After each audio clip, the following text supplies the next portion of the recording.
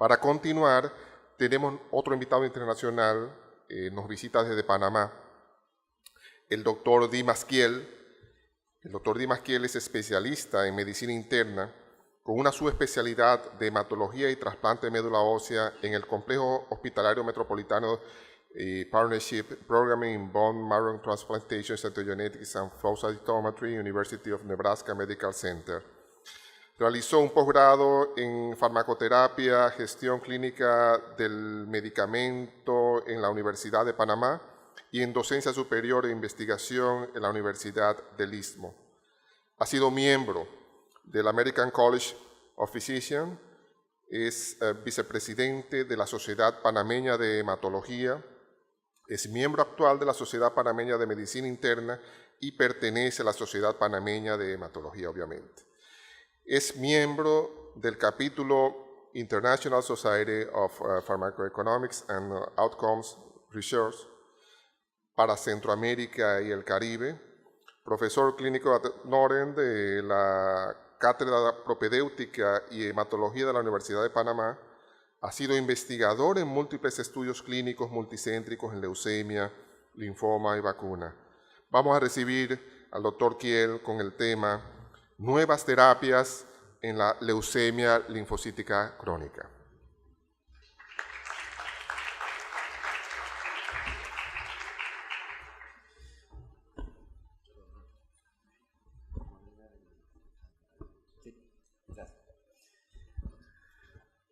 Bien, bueno, primero agradecerles la invitación, doctor Juan, gracias por su presentación. Para mí siempre es muy grato regresar a Dominicana, me encanta, siento como en casa. He hecho muy buenas amistades acá y la verdad es que es un pueblo que se parece mucho a mi tierra, así que me siento realmente en casa. Bien, me han pedido que le hable en el día de hoy sobre nuevas terapias en leucemia linfocítica crónica. Esta es la institución de trabajo, básicamente es un hospital de cuarto nivel que tiene aproximadamente 1080 camas con todas las especialidades. Se hacen trasplantes hepáticos, cardíaco, renal y hematológico. Los objetivos de la conferencia del día de hoy, bueno, básicamente son el primer punto que vamos a desarrollar es generalidades de la leucemia linfocítica crónica.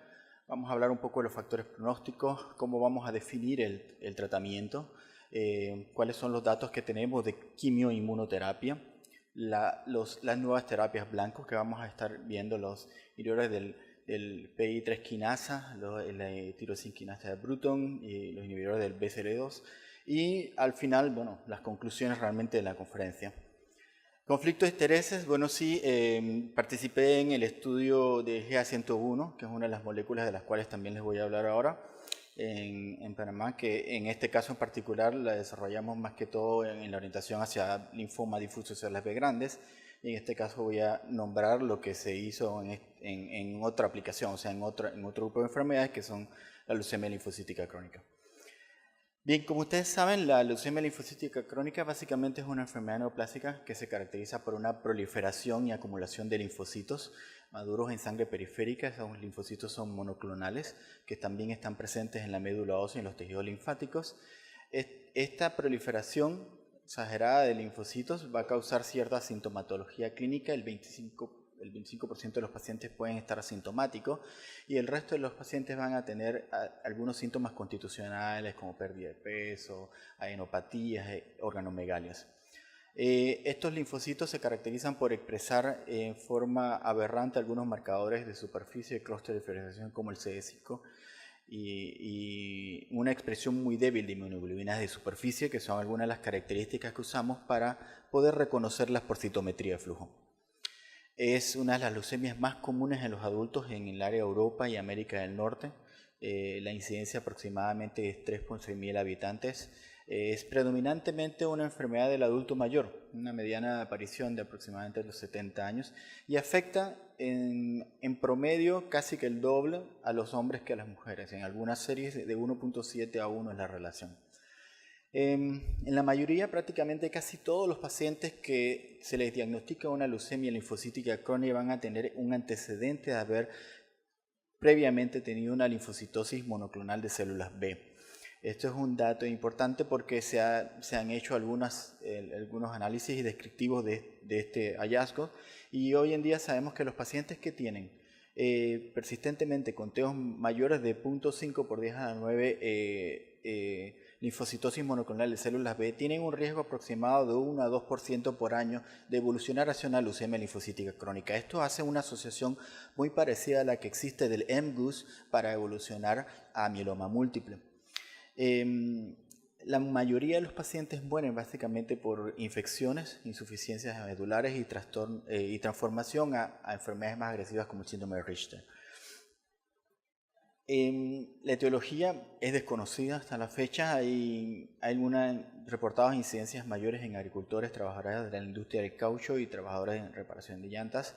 Hay factores genéticos que se han postulado que juegan un papel importante probablemente en la incidencia de leucemia linfocítica crónica, y esto es un hallazgo que ha sido ya publicado en varias series a nivel internacional. Hoy en día sabemos que existe una relación de 12% de los pacientes que tienen leucemia linfocítica crónica tienen algún familiar en primer grado con consanguinidad que tiene un antecedente de un trastorno linfoproliferativo. O sea que tener un paciente, un familiar con una LLC ya aumenta el riesgo de que algún familiar en el primer grado con consanguinidad tenga una enfermedad linfoproliferativa. De hecho, el 17% de los familiares en primer grado de consanguinidad tienen, por citometría de flujo, si uno se las realiza, ya tienen linfocitosis monoclonal de células B. Pero a pesar de esto, como ven, si la linfocitosis monoclonal no es muy importante, no es más de 0.5 por 10 a la 9, realmente no se ha demostrado que esté indicado hacer screening en los familiares de pacientes que tengamos con leucemia linfocítica crónica. Sabemos que expresan en su superficie inmunoglobulinas, la mayoría son kappa, el 60%, 40% de lambda, y casi la mitad de los casos tienen expresión de genes de inmunoglobulina mutadas en la región variable, lo cual se asocia a una evolución menos tórpida o de una evolución más indolente. Muchos de ellos tienen anomalías inmunológicas, como anemias hemolíticas y trombocitopenias inmunes, aplasia de células rojas y hipogammaglobulinemia. Un concepto importante es normalmente la leucemia linfocítica crónica es una enfermedad que se puede hacer diagnóstico por citometría de flujo, pero es importante hacer la determinación de la biopsia de médula ósea porque los hallazgos de infiltración difusa se asocian a un riesgo elevado de evolución en la leucemia linfocítica crónica. Entonces, las alteraciones citogenéticas son importantes, el 50% de los pacientes van a tenerlas, anomalías predominantemente de elección del cromosoma 13, que le confiere un pronóstico favorable, trisomía del 12, que es un pronóstico neutral, tanto el cariotipo normal como la trisomía del 12 no confieren ni peor ni mejor pronóstico, pero las anomalías estructurales del cromosoma 11, 14 y 17 sí le aumentan el riesgo al paciente con leucemia linfocítica crónica. Estas son básicamente la curva de Kaplan-Meier que podría servirnos de ejemplo. Como pueden ver aquí, la peor evolución la tienen la de elección del cromosoma 17p, la mejor evolución la tiene el 13 y como ven aquí la trisomía del 2 y el cariotipo normal está intermedio. Y la 11 se mantiene entre un pronóstico neutral y el mal pronóstico. Otros marcadores o indicadores de mal pronóstico tienen que ver con valores séricos de LDH elevado, beta-2 microglobulina elevada, la expresión de CD23 elevado, las anomalías cromosómicas que ya la mencionamos y marcadores de citometría de flujo como la expresión de CD38 en más del 30%, la marcación del SAP70 en más de 20% también están asociados a mal pronóstico y muy importante el estatus de mutación de la región de variable inmunoglobulina de las cadenas pesadas. El tratamiento propiamente dicho de la leucemia linfocítica crónica tenemos que tener en consideración varios conceptos importantes. Uno, recordar que esta es una enfermedad indolente. Es una enfermedad indolente y es teóricamente incurable, los cuales vamos a mencionar algunos conceptos más adelante cuando hablemos de FCR en el tratamiento de los pacientes. La mayoría de los pacientes que padecen esta enfermedad van a ser pacientes adultos mayores y van a tener comorbilidades asociadas y de hecho la leucemia linfocítica crónica per se le aumenta aún más el riesgo de otras comorbilidades. Y el curso de la enfermedad puede ser muy largo, durar muchos años, y por eso la evaluación a veces de las supervivencias globales en muchos de los estudios no es el parámetro más relevante como para tomar decisión, sino más bien la supervivencia libre de recaída o progresión. La decisión del tratamiento depende mucho del estadio clínico del paciente, de los factores pronósticos y de la condición del paciente. Y las indicaciones del tratamiento básicamente es que el paciente tenga síntomas, organomegalias progresivas, o que se duplique el número de leucocitos en un tiempo menor de 6 meses. ¿Cómo ha evolucionado el tratamiento con el correr de los años? Por mucho tiempo el clorambucil fue prácticamente el medicamento de la mejor opción de tratamiento durante muchos años, hasta la llegada de los análogos de la purina como la fludarabina, que fue la que marcó un ítem adicional en la mejoría de la supervivencia de los pacientes, luego las combinaciones de quimioterapia con inmunoterapia y por último los medicamentos target therapy, de las cuales vamos a hablar un poquito más adelante. ¿Qué cosas han habido novedosas? Bueno, medicamentos como ibrutinib y de la Licig, anticuerpos monoclonales novedosos, venetoclax, que son los que vamos a centrar la conversación de esta conferencia, y algunos de los que ya tenemos armamentos, que ya tenemos desde hace varios años, que son las que estamos utilizando y cuáles son las mejores opciones para el paciente. Para tomar la decisión de tratamiento, bueno, es importante primero hacer una revisión del diagnóstico. Les comento que todo paciente que haya pasado por una terapia previa ya de quimioterapia, para LLC es importante volver a reevaluar el estatus por FISH de la delección del 17P e incluso realizar una médula ósea, sobre todo si ha recibido análogo de purina con antelación, buscando enfermedad mielodisplásica secundaria. Es importante considerar la edad, el estado general, comorbilidades, el estadio clínico, la sintomatología que tiene el paciente, ya que esto determina también mal pronóstico, y las alteraciones citogenéticas que ya las hemos mencionado. Han habido un gran avance en los últimos años, sobre todo para el grupo de pacientes que no son candidatos a tratamientos de alta intensidad, que era el principal foco de atención. Ahora el grupo poblacional de las cuales no podíamos tener opciones terapéuticas adecuadas. Se conoce también una gran cantidad de terapias blanco, que vamos a mencionar algunas aquí, que tienen que ver con inhibición de tirosinquinasa del Bruton, inhibición del mTOR, inhibición de las vías del BCL2, que son vías apoptóticas. Primero, la quimioinmunoterapia. Como les dije anteriormente, el clorambucil era el estándar por décadas de tratamiento. Cuando apareció la fludarabina, que demostró que mejoraba las tasas de respuesta en múltiples estudios, desde la publicación de Johnson en Lancet en 1996, posteriormente algunos otros estudios que combinaban con otras drogas. En términos generales, después que apareció la fludarabina, las diferentes combinaciones que hubieron con fludarabina y otros medicamentos no cambiaron tremendamente la supervivencia global de los pacientes.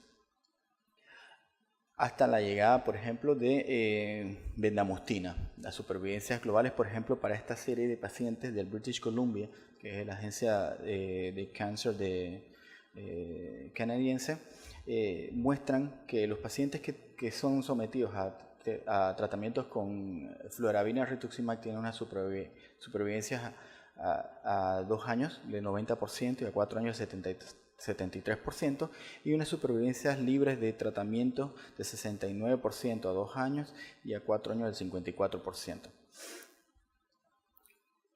Ninguno de los dos había efectos sobre la edad de los resultados, independientemente si el paciente tenía más o menos de 60 años. El estudio alemán del CLL8, que comenzó a evaluar y entonces ya si la terapia con FCR era superior a fludarabina ciclofosfamida, demostró claramente que la supervivencia agregando el anticuerpo monoclonal mejoraba tremendamente y en una forma significativa, en una mediana de seguimiento de 5.9 años. El estatus de mutación de las inmunoglobulinas siempre fue un factor predictivo negativo en los resultados de las evaluaciones de diferentes regímenes de tratamiento. Por ejemplo, aquí pueden ver que para la combinación de rituximab, fludarabina, ciclofosfamida, el estatus mutado de las inmunoglobulinas era de mucho mejor pronóstico que el estatus no mutados, y el tratamiento de combinación de un anticuerpo monoclonal más fludarabina, ciclofosfamida era superior al tratamiento de fludarabina, ciclofosfamida solo. Entonces, ¿qué sabemos ahora sobre FCR? Los resultados a largo plazo que publican en el MD Anderson demuestran claramente que en una mediana de seguimiento de 12.8 años, de que la supervivencia global de los pacientes y la supervivencia libre de recaída de los pacientes es muy buena, sobre todo en el grupo de pacientes que tienen mutados la inmunoglobulina. Y lo que hemos aprendido con el correr del tiempo es que estos pacientes que pueden recibir fludarabina, ciclofosfamida, rituximab, cuando evaluamos la respuesta, sobre todo los pacientes que tienen mutación, ven que la curva se aplana prácticamente después de los 7 a 8 años. Esto es un dato importante en los estudios de seguimiento a largo plazo, porque nos han demostrado que muchos de esos pacientes que han tenido muy buena respuesta a tratamiento con FCR mantienen prácticamente en su totalidad una respuesta, una enfermedad mínima residual negativa, lo cual correlaciona a largo plazo con una probabilidad relativamente alta de que estos pacientes podrían ser un grupo de pacientes que podrían estar eventualmente curados. Esto es interesante analizarlo desde el punto de vista o desde la perspectiva de que siempre hemos considerado esta enfermedad como una enfermedad incurable. Entonces, si tenemos un paciente que está en una buena condición de tolerar una quimioterapia de alta intensidad y tiene este factor pronóstico bueno, FCR definitivamente es probablemente la categoría 1 la mejor opción de tratamiento. El problema, el problema principal es con los pacientes que no toleran alta intensidad, y ahí es donde vienen donde se abre el potencial de los nuevos medicamentos que vamos a hablar. Hemos aprendido de los geriatras que cuando vamos a evaluar pacientes para poder catalogarlos si son pacientes fit o unfit, una de las cosas importantes es evaluar los criterios, o por decirlo así, las escalas geriátricas de enfermedades acumulativas, que un ejemplo es esta de CIRG, que es una de las que más se están utilizando actualmente, que ha correlacionado muy bien el hecho de que si un paciente adulto mayor añoso tiene un alto score, probablemente es muy poco probable que le podamos dar un esquema basado en fludarabina, y ese es el foco de atención de las nuevas drogas. Sabemos hoy en día que los pacientes que están en un buen status performance, que tienen pocas comorbilidades y son pacientes menores de 70 años, son pacientes que son definitivamente candidatos a FCR. Hoy en día tenemos combinaciones como bendamustine rituximab que han demostrado ser tan buenos como FCR, por ejemplo en esta publicación del Lancet. No hay diferencias, sobre todo en los pacientes mayores de 65 años. Este es un concepto importante. O sea que si tenemos un paciente que está en buena condición de salud, que puede tolerar un FCR, pero es más de 65 años, probablemente no va a haber mucha diferencia si le damos FCR versus bendamustine rituximab, y sí vamos a tener muchas más riesgo de complicaciones si damos un esquema basado en fludarabina. Si es un paciente menor de 65 años, probablemente seguimos en la misma decisión de que el FCR es la mejor opción. ¿Qué hablar de los anticuerpos monoclonales? Bueno, sabemos que hoy hay más opciones de tratamiento con anticuerpos monoclonales. Tenemos el ofatumumab, el GA101, que es el Gazyva. Ambos tienen diferencias por tener un mecanismo de acción ligeramente diferente. Los anticuerpos monoclonales tipo 1 como el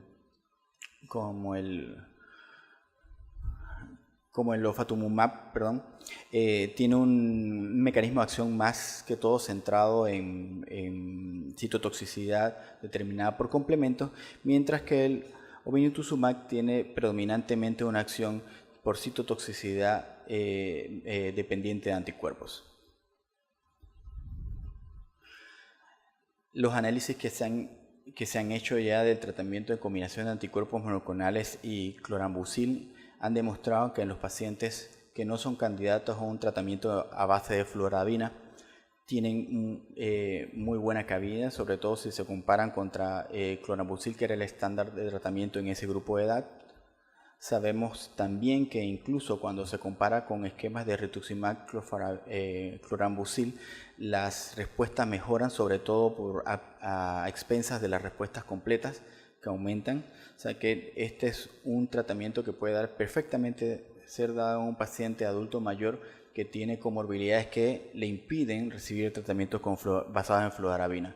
Y eso correlaciona con unas supervivencias libres de progresión significativamente mayores si se compara con rituximab clorambucil.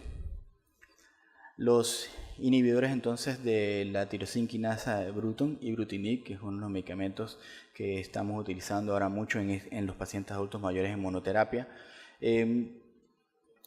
Ya ha habido múltiples estudios que han comparado la efectividad del Ibrutinib en comparación con clorambucilo, con anticuerpos monoclonales en la población precisamente de pacientes que no son candidatos a esquemas de alta intensidad basados en fludarabina, que demuestran claramente que el Ibrutinib es superior a ofatumumab en cuanto a supervivencias libres de progresión.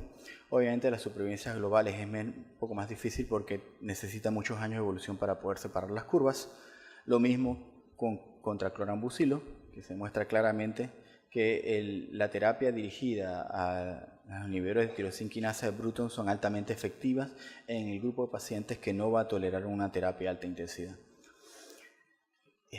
En los seguimientos, las mejores respuestas obviamente son en los pacientes que tienen cariotipos que no son de mal pronóstico, o sea que no tienen delección del 11P del 11Q ni del 11P, y los que no les va tan bien son los que tienen la delección del 17P. La principal toxicidad del Ibrutinib, bueno, va a ser principalmente, o la principal causa, de discontinuación del Ibrutinib va a ser la toxicidad y las infecciones.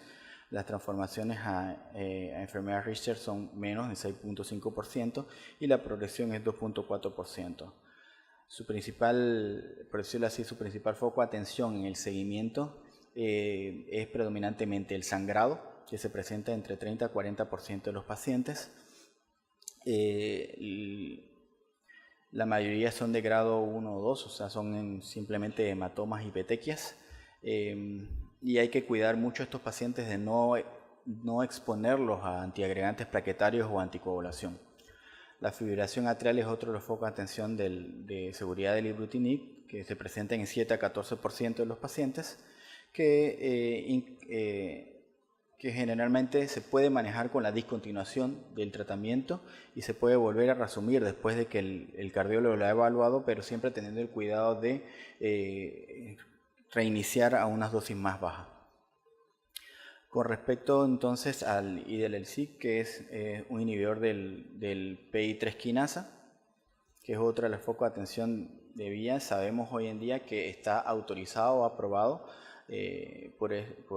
principalmente por los hallazgos de esta publicación, ya sea en monoterapia o en combinación con rituximab en los pacientes que ya han pasado por otras líneas de tratamiento y que no son candidatos a altas dosis. En este estudio se demostró claramente que la combinación de rituximab y del ISIC era superior a rituximab placebo en demostrar supervivencia libre de progresión. El principal foco de atención en cuanto a seguridad para el ISIC son los efectos colaterales de la colitis y diarrea, que es el que se presenta en mayor cantidad, el rash, las neumonías y las elevaciones, las alteraciones de las transaminasas. Importante que las diarreas y la colitis es un síntoma tardío, se presenta casi siempre como a los 7 meses de haber iniciado el tratamiento. Entonces, otro punto importante de la toxicidad del ISIC es predominantemente las infecciones por citomegalovirus y por neumocitis girovesi, que se han demostrado en 3 estudios clínicos que se ha utilizado esta droga en LLC y linfomas indolentes. Igual como hicimos con el Ibrutinib, también se puede resumir a dosis bajas después que se haya tratado el cuadro infeccioso, es importante educar al paciente a identificar los síntomas adversos y tener una estrecha vigilancia de las reacciones adversas de estas drogas nuevas. El otro medicamento del que vamos a hablar es un poco del acalabrutinib, que es otro medicamento que actúa por el mismo mecanismo que el ibrutinib, que es un inhibidor de tirosina quinasa del Bruton, que todavía no está aprobado, pero es un punto, un foco de atención actualmente ya en múltiples estudios, los inhibidores de tirosina quinasa segunda generación, que es mucho más específico de la tirosina quinasa del Bruton, que probablemente vamos a tener mucho que hablar en el futuro. El duvelisib, que es otro inhibidor del IP3 quinasa, que también se está utilizando en combinación o en monoterapia en comparación con anticuerpos monoclonales. Y el venetoclax, que es el último que les voy a mencionar, que esta droga ya está aprobada en pacientes refractarios o en recaída, que demuestra o ha demostrado que tiene muy buena aceptación en pacientes que ya han pasado por terapias previas, sobre todo incluyendo pacientes que tienen mal pronóstico, que tienen delección del cromosoma 17p. ¿Okay? Entonces, ya para finalizar, la selección del régimen de tratamiento en primera línea en los pacientes con leucemia linfocítica crónica, tener en consideración los síntomas. El paciente que está muy sintomático, con un buen ECOG, si no tiene delección del 17p y tiene una edad de menos de 70 años sin comorbilidades, es el paciente ideal para recibir FCR. Si el paciente tiene más de 65 años, podemos utilizar perfectamente bendamustine rituximab, que es prácticamente igual que FCR en respuesta. Si el paciente tiene sintomatología sin importar el estadio clínico, independientemente del ECOG y de la elección del 17p, si es un paciente mayor de 70 años, definitivamente no va a ser candidato a FCR en primera línea, por ende tenemos que utilizar combinaciones como clorambucil con obinutuzumab, que sería categoría 1, o el ibrutinib, que también podría ser categoría 1. Dosis reducidas de bendamustine rituximab o de fludarabina rituximab son también una alternativa en este grupo de pacientes. Los pacientes con recaída, estos pacientes, si la recaída es temprana, no deben utilizar el esquema de tratamiento que usaron previamente, eso es bien importante. Si utilizaron FCR, se estima que la sobrevida libre de recaída debe ser a 5 años. Si utilizaron FEC, debe ser aproximadamente 3.3 años. Y si usaron bendamustine rituximab, debe ser aproximadamente 3 años. Y las opciones de tratamiento serían ibrutinib o idelalisib con o sin rituximab, el obinutuzumab, el ofatumumab, o trasplante halogénico, que las indicaciones más que todo son en los pacientes jóvenes que están en buen estatus performance, que tienen transformación a síndrome de Richter, o los pacientes refractarios que ya tuvieron progresión a ibrutinib y que tienen delección del 17p, que serían el foco de atención para trasplante. Perspectivas futuras, bueno, comparar ibrutinib con o sin anticuerpos monoclonales contra el estándar de tratamiento en primera línea en pacientes jóvenes, como FCR, ibrutinib como obinutuzumab en pacientes adultos mayores, combinaciones de mecanismos de acción como los inhibidores de tirosina quinasa, los inhibidores de IPK3 con inhibidores de tirosina quinasa de Bruton, o antagonistas del BCL2 con otras moléculas de las que ya hemos mencionado.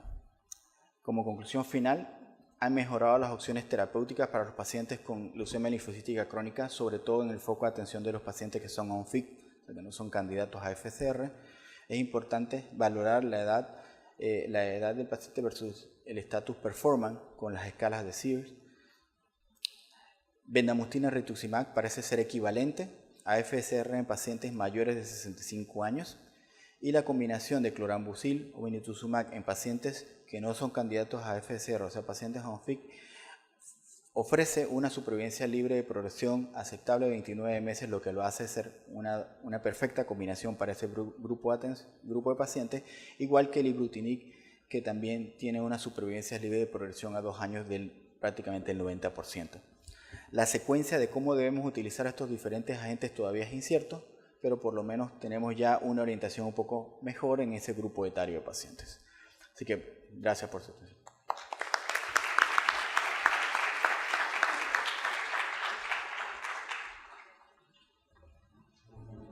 Muchísimas gracias, doctor Kiel. Vamos para finalizar este